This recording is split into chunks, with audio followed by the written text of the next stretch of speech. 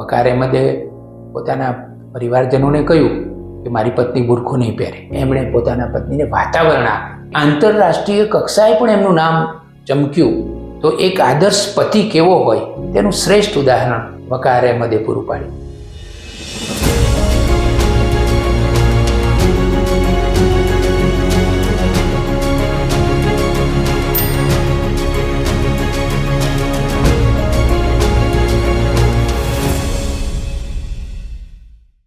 નવી સવાર યુટ્યુબ ચેનલમાં મિત્રો ભલે વધાર્યા, તમારું સ્વાગત કરું છું.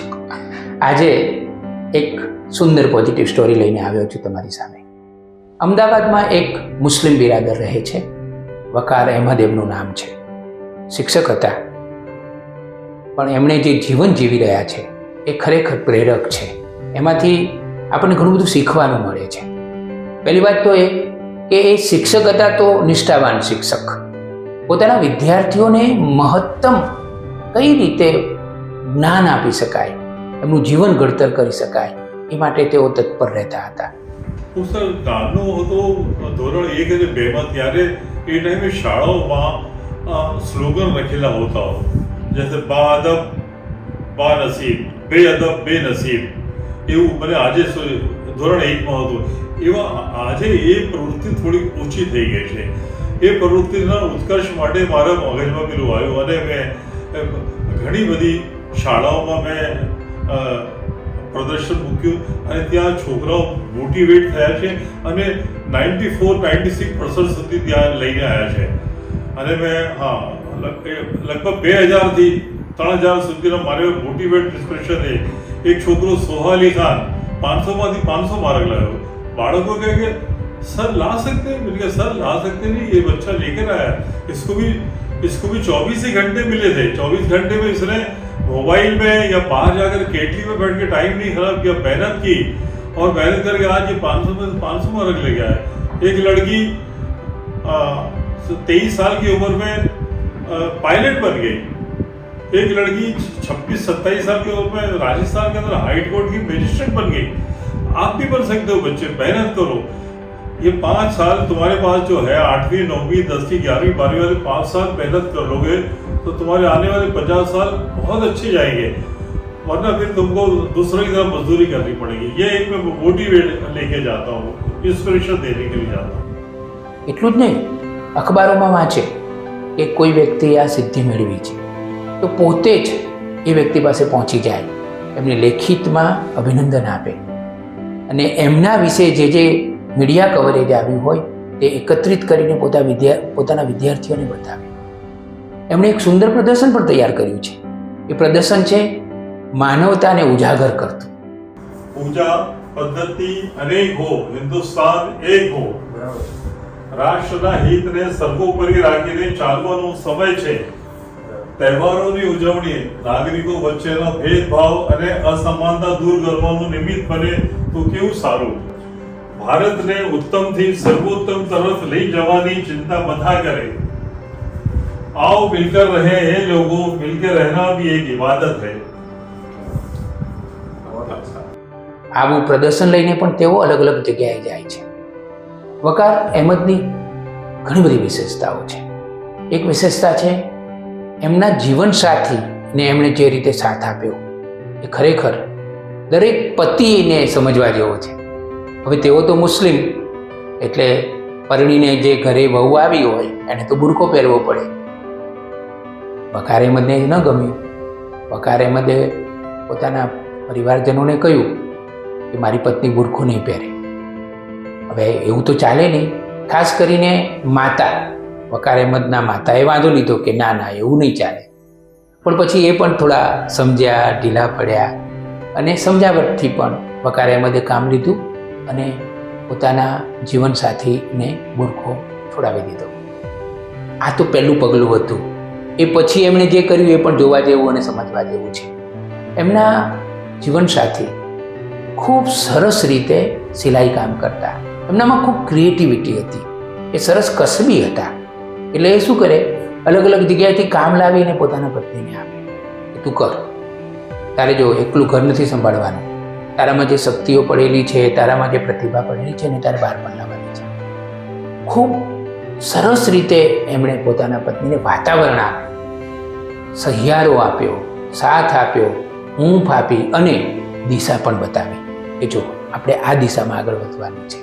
चाहे तो पर्दे में पिन्हा रहकर भी पर्दा करके भी तू अगर चाहे तो पर्दे में पिन्हा रहकर भी मुल्क और कौम की तकदीर बदल सकती है. એવું કહેવાય છે કે પતિ અને પત્ની બંને એકબીજાની આંખોમાં આંખો નાખીને જોતા હોય એ તો સારું છે, પણ એનાથી પણ વધારે સારું એ છે કે પતિ અને પત્ની બંને એક જ જગ્યાએ જોતા હોય. આ વધારે સારું છે. પછી તો વકાર અહેમદે ધીરે ધીરે એમના પત્નીને તૈયાર કર્યા, એમનું નામ થયું, આર્થિક ઉપાર્જન પણ સરસ થવા માંડ્યું અને આંતરરાષ્ટ્રીય કક્ષાએ પણ એમનું નામ ચમક્યું.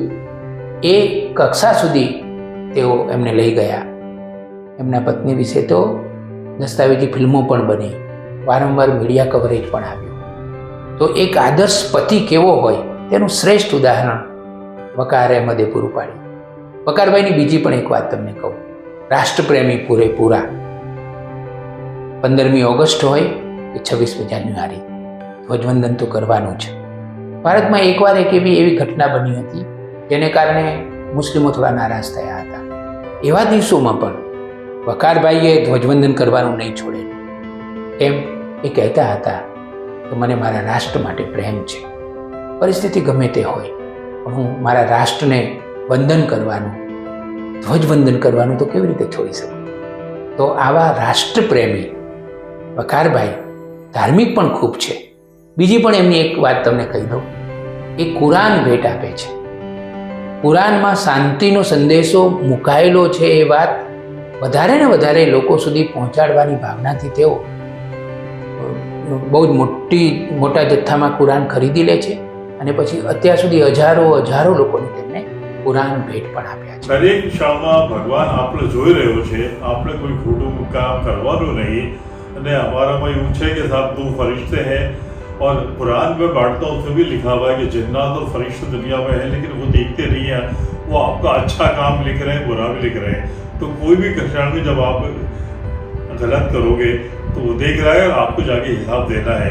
इसलिए कभी भी कोई भी गलत न सोचो न करो. अगर आप सोचोगे तब भी वो ईश्वर तो जानता है कि तुमने क्या सोचा. अभी टाइम भी इतना खराब आ गया कि पहले सर 1 रुपए का फायदा होता हो और किसी का 10 का नुकसान होता है तो हम सोचते थे कि नहीं यार बेचारे का 10 रुपये नुकसान हो जाएगा. अभी इतना खराब टाइम आ गया है कि मेरा 1 रुपए का फायदा होता हो और सामने का 100 का नुकसान होता तो बोले तो मेरे को रुपया मिलना चाहिए. इसलिए कभी मैं ये शेर भी पढ़ता हूँ कि पहले रास्ते में पड़ा हो तो हटा देते थे, पहले रास्ते में पड़ा हो तो हटा देते थे. अब तो होशियारी है हर राह में पत्थर रखना. अभी तो वो टाइम आ गया आएगा. इसलिए सर बच्चों से ये कहता हूँ कि भाई ऊपर वाले से डरो, अच्छे काम करो, जाके उसके जवाब देना है आपको. આવા વકાર અહેમદ એ માનવતાનું ગૌરવ છે. ભગવાને આપણને સુંદર જીવન આપ્યું છે તો એ જીવન કેવી રીતે જીવવું એ આપણે નક્કી કરવાનું છે. ભગવાન તો આપણને એક સુંદર જીવન અને એક સુંદર શરીર આપીને આ પૃથ્વી પર મોકલી આપે છે કે જાઓ કોઈ જીવન જુઓ. પછી આપણી જવાબદારી છે.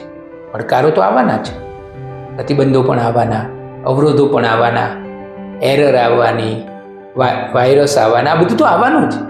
એ જીવનમાં ન આવે તો જીવન જ ન કહેવાય. પણ એમાંથી પણ કેવી રીતે આપણે બહાર આવવું અને એક સુંદર જીવનનું નિર્માણ કરવું એ આપણા હાથની વાત છે. વકારભાઈ પાસેથી એ જ શીખવાનું છે.